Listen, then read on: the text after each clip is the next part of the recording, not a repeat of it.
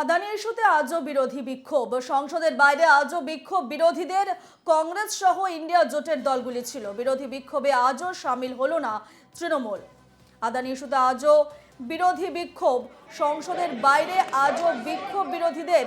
কংগ্রেস সহ ইন্ডিয়া জোটের দলগুলি ছিল এই বিক্ষোভে এবং বিরোধী এই বিক্ষোভে আজও দেখা গেল না তৃণমূলকে।